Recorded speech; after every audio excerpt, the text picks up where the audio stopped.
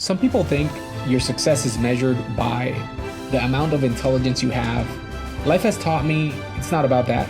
It's about working hard towards your goal, never quitting until you get there. Don't stop till you get there. Let's pass. Hello, hope you guys are having a wonderful day. Today I wanted to talk a little bit about my experience actually taking the different tests to become an officer. So for those who don't know, my name is Fernando Cardona. I help people pass the ASVAB. I help people get specific jobs. I've helped people become an officer in the Navy, Air Force, or Army, Coast Guard, or Marines. So basically, I've devoted the last 9 years of my life to helping people improve their scores for the ASVAB. Now, I wanted to talk a little bit about my firsthand experience because first of all, there's different ways of becoming an officer. If you are going to become an officer, let's say for the Army, that is used the ASVAB, so is the Coast Guard, and so are the Marines. So all of these, you would have to take the ASVAB. Now, the score for the Army, it would look at your GT score. That's your general technical. You would need 110 GT. Your Coast Guard, you would need 109. But technically, for some reason, when you look at the scores, if you get 110 in the Army, you almost likely get 109 in GT. But basically almost the same amount, kind of. And Marines, so a recruiter told me that you needed to get 75 plus AFQT. In general, a person who has 75 AFQT plus, it normally has 110 GT. It would be a little odd not to have that. Just so you know, the GT score is arithmetic reasoning, paragraph comprehension, and word knowledge. That is for GT score. For AFQT, arithmetic reasoning, paragraph comprehension, word knowledge, and math knowledge. So that is for Army, Coast Guard, and Marines. Now, everything I'm saying in this video is going to be my personal experience helping people pass in the last 9 years, and my personal experience actually taking the tests and passing them. So I'm first going to talk about the ASVAB. I've helped many people achieve the score. If you go to our Facebook page, you can write review of ASVAB IQ Plus in Facebook, and you'll find our Facebook page. Or you could go to our website, ASVABIQPlusEnglish.com. It will be in the description of the video if you're watching this in YouTube. You click the link, and if you want to see my scores or our Facebook, I upload with student scores, you go to where it says Facebook reviews, and you'll look for the different areas and find the photos or the different stuff.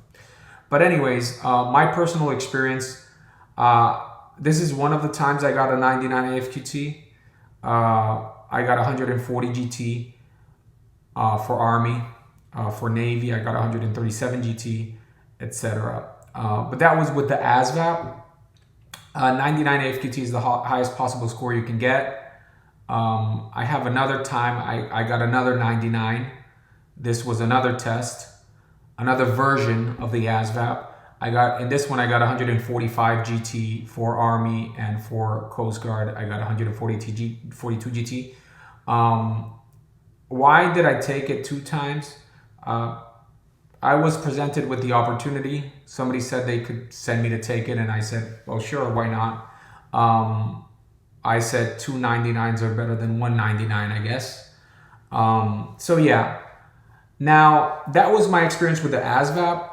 I've helped many people achieve that score. I'm going to talk a little bit about the differences in the test of difficulty. But just so you know, getting 110 GT is not easy by any means, but it is easier than passing the Navy officer test or the Air Force officer test. So for the Navy, you take the OAR. I took it. For you to pass the OER, when I research in Google and by talking to other recruiters, with a minimum of 35, you can pass, qualify for becoming an officer. That is the minimum. Now, the score is from 35 to 80. So the range of the score, you go from 1 to 80, and to qualify, you need at least a 35. But in general, you want to get more than that, because it's not just passing the test. You have to compete for the job. So you have to present your resume, you have to submit a packet, you have to write, for some of them, I know Army, you have to write an essay, you have to go to an interview. So it's not just getting the score, it's getting the score plus your qualifications, your experience in different type of jobs. It's like competing for a job. So let's say 1,000 people are attempting to get there and there's 200 slots. You have to be among the best candidates to be qualified. You have to be the 200 best candidates, one of those. And let's say 1,000 people submitted, so you have to be okay. And anyways, so that is for the Navy. The test for the OER, it's gonna have a mechanical comprehension part. It's like physics and science. It's a combination of physics and science. Paragraph comprehension. The paragraphs are very monotonous. That makes it a little bit difficult. It's those type of paragraphs that you read them and you kind of stay the same. You might have to read them twice. And then you also have the math part, which is a combination of arithmetic reasoning and math knowledge together. Now, I took this test. I have my score here. I got a 55, if you can see there.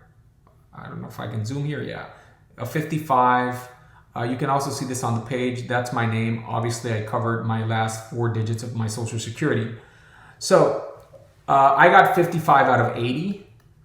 Now, I think if I study a little bit and I try to do it faster, I could probably increase it to 60 or 61. I don't think I could get a perfect like I did with the ASVAB because of mechanical comprehension, the science part. There were some questions that were weird. There were some questions that were pretty weird. But anyways, so the problem also with this test, let me then talk about the Air Force officer, and then I'll talk more specifically about the differences of the test. The Air Force officer, AFQT. So this test, I took it and I have my result around here. So yeah, this is my result. You see there, Fernando, Cardona, they didn't write the O, but that's me. I got piloting 91, and you can see all the other parts. So basically, I qualify for everything. If I'm not mistaken, you need at least 50 to become a pilot. Again, this is to qualify. It doesn't mean you're a shoo-in. But for this, I qualified for any position.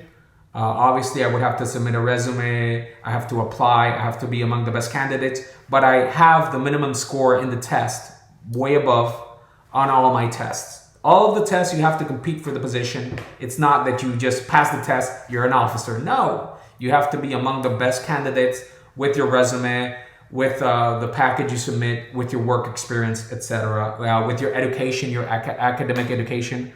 All of these positions, minimum requirement is a bachelor's degree. So you have to have a bachelor's degree or conducive to becoming having your 4-year degree in a university.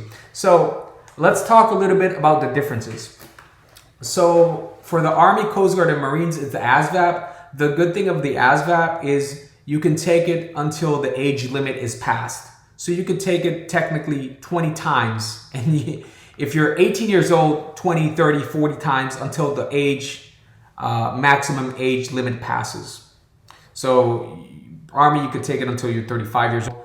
Coast Guard, if you're Coast Guard Reserve, The specific age is not important. I think Marines is up to 30 or 28.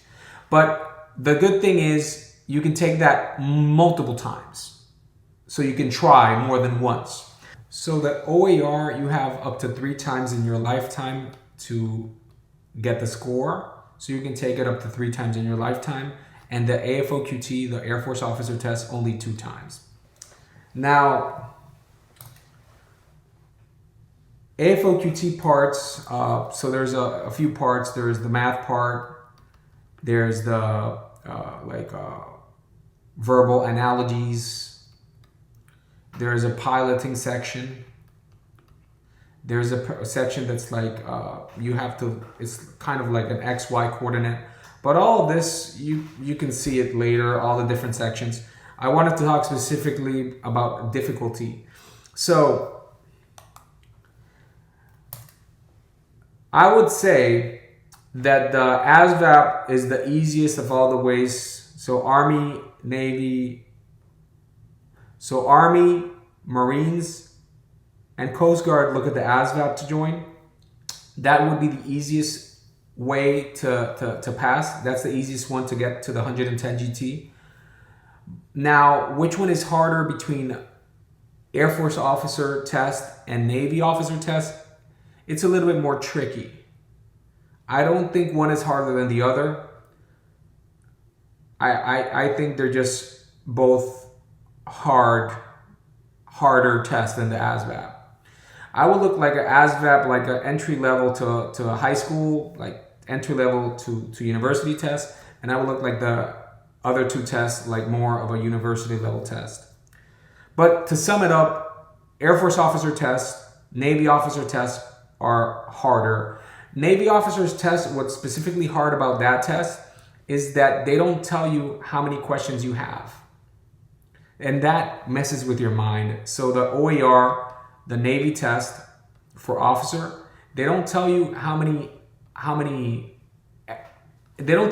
options there are. You're doing exercises, you're doing problems, and there's a timer. You could be in the paragraph comprehension part and you don't know if you're close to finish or not close to finish. Because sometimes if you're close to finish, you can play with the time and you can dedicate more time or less time. Yeah. So that aspect messes with your head because you just keep doing exercises until the timer expires or until you finish them all. I was able to finish them all in the math part, and I was not able to finish them all in the paragraph part. I was able to finish them all in the mechanical comprehension part. But that aspect of the test messes with your head. I would say that was like the most thing that affected me like mentally. I like to be in control. If I don't know how many questions I'm gonna do, it kind of takes me out of my comfort zone. Again, I did pass it. I've helped many students pass it. Now the AFQT test, what makes it a little challenging is that you do know the time you have, you do know the exercises, the amount of exercises, but they're not giving you enough time. Like on purpose, they're not giving you enough time. Like for the verbal analogies, I was able to finish it. The math part, I was able to finish it, but I'm a mathematician. So yeah, but there was a part that is like, they give you a table. It's like a big table. It's like a coordinates and you have to look for the position. It's like if it was an XY coordinate, but instead of XY, you have numbers here and numbers here. But it's like a big table that you have to look for it. It's not difficult. But they gave you like 30 to do. And they gave you like, I think it was like 6 minutes or something absurd like that. So I'm pretty sure I was able to do like 22 of them. I'm 100% sure all of them were correct. But there was no way for me to finish all of that. But it is what it is. It is what it is. Now, if your goal is to become an officer, my advice, you take the ASVAB first. If you score well in the ASVAB and you qualify for an officer with the ASVAB, well, may it be in Coast Guard, Army, or Marines, and that is your goal to be in those branches, go ahead and submit for officer. Now, if you're still going to the Navy or the Air Force, before you take the OAR or the AFQT test, I highly recommend you to first take the ASVAB, because the math you learn in the ASVAB is going to help you. The paragraph comprehension you practice in the ASVAB is going to help you. It's going to help you. And if you don't score at least 65 AFQT plus, I don't think you should take these tests, because you have a limited amount of times.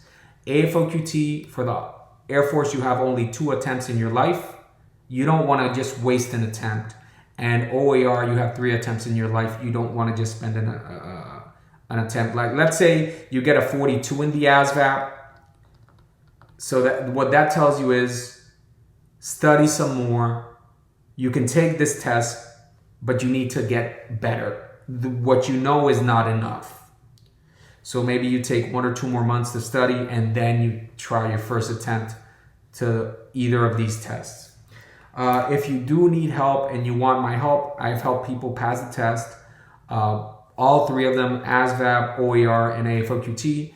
If you are specifically interested in the OAR or AFQT for my help, when you contact us through the website or through text or through email, specifically say, hey, I'm interested in the Navy officer test or the OAR Navy officer test or the Air Force officer test.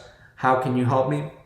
Because then my assistant will send you the information, and then they'll tell you specifically how I modify the course to help you for these 2 tests. Yes, you take the same course than the people that take the ASVAB, but after you dominate certain things, you reach certain milestones in the course, I would send you additional material catered to these 2 tests, and then we can discuss more of those doubts.